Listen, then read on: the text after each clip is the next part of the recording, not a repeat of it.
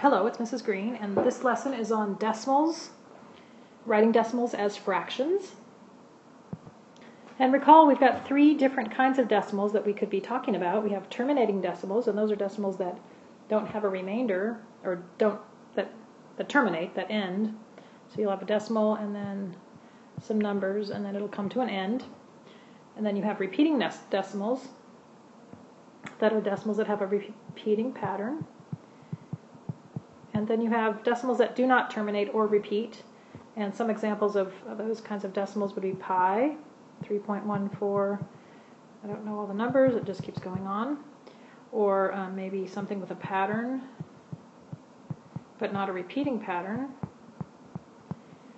Or the square root of a non-perfect square. If you punch that into a calculator, you'll get a decimal that doesn't repeat. If you punch the square root of 3 into a calculator, you'll get a decimal that does not repeat or terminate. I would have to look it up in a, I have a calculator right here. Or you can look it up in a table if you have a table in your textbook.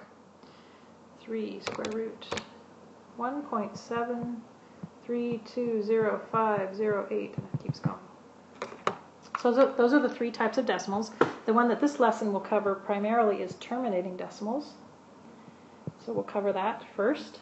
And then if you're in advanced math, I'm also going to cover repeating decimals. So repeating will be for advanced only. So you'll have to turn it off or fast forward. If you're in regular math, you can fast forward through the repeating part.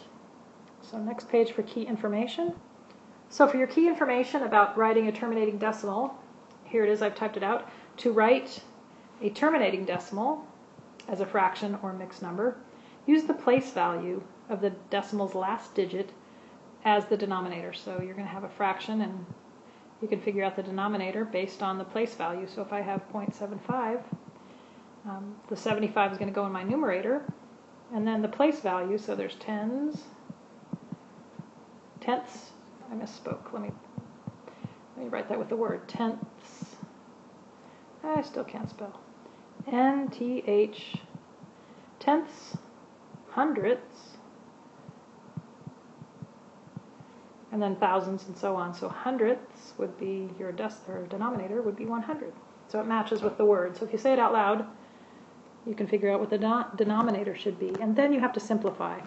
So in this case, I would divide by 3 over 3 and get 25 over, oh no, that's not true. I'm dividing by 25 over 25. 25 over 25. I'm getting 3 over 4, 3/4. So let me do some example problems. So if you're in pre-algebra, I'm going to give you the 2 example problems that show how to do a terminating decimal into a fraction. If you're in advanced pre-algebra, then I need you to give yourself a little bit of room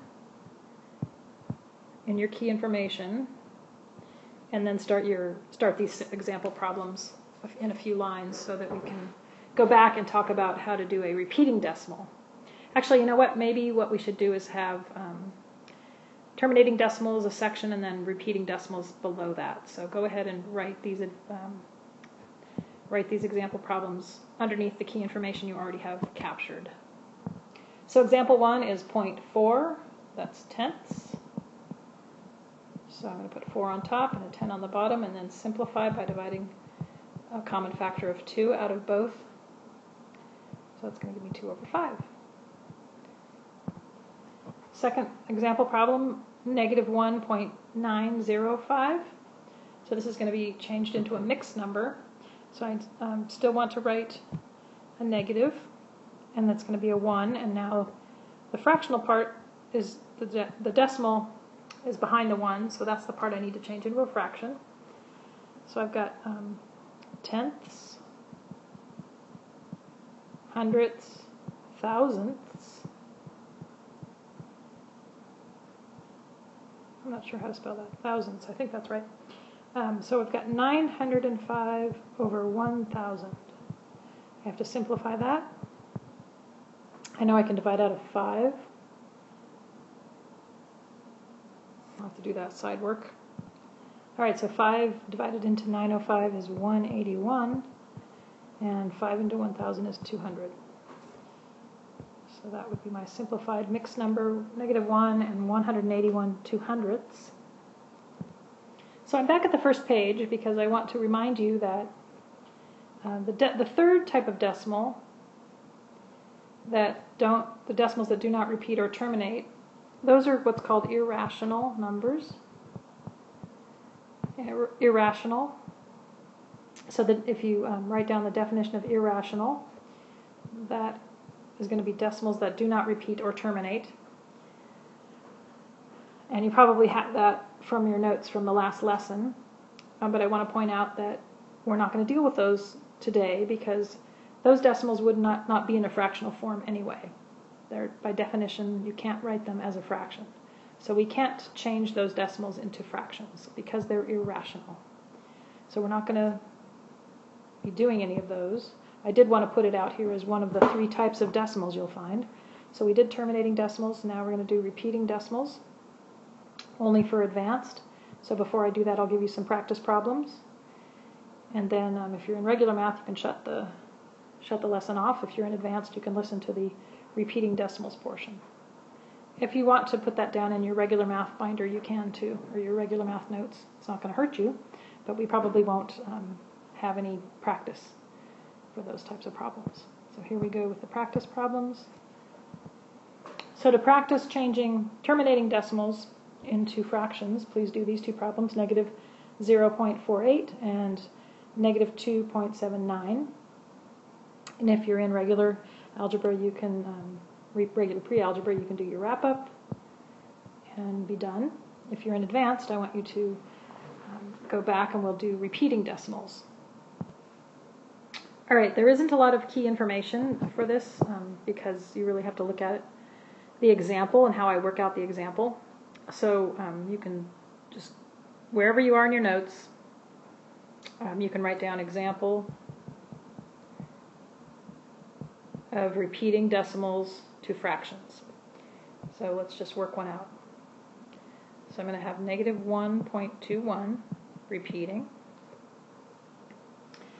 And one of the tricks here, you have to look at the period that repeats, and that means how many digits repeat. So first you've got to look at how many digits repeat. So in this case we have 2 digits repeating. How many digits repeat? 2. And that's my first step. How many digits? One of the steps. It doesn't have to go in this order. The second step, I'm going to do some algebra. Now this is just one method, and there are other methods on how to change repeating decimals into fractions. I like this method because it helps us practice some algebra. And since we're in pre-algebra, I like that. So next thing we're going to do is put a variable, and I'm going to choose n for number. And I'm going to set my repeating decimal that I'm trying to change equal to my variable. So step 2, set repeating decimal. All right, let me read that out loud because it's hard to read. Set the repeating decimal equal to n, or a variable. You can use x if you want to. All right, next page. So I've set my repeating decimal to equal a variable. And remember my number of digits was 2 repeating digits, 2 and the 1. So that's important because the next thing I'm going to do, my next step, all right, this is a long step. So the words are long, it's not a long math step. You're going to multiply both sides of the equation, so this equation, by a certain power of 10. And you have to figure out which power of 10, and what we're going to use is the period, which was 2, the number of repeating digits. That's the power of 10 we're going to use. So we're going to, in this case, do 10 to the second power, or 100. 100. So I'm going to multiply 100 by n, get 100n. And I'm going to multiply -1.21 by 100, so that allows me just to move the decimal point. -121.21, still repeating. The fourth step is to subtract. So I'm going to subtract n, and I'm going to subtract negative 1.21 repeating.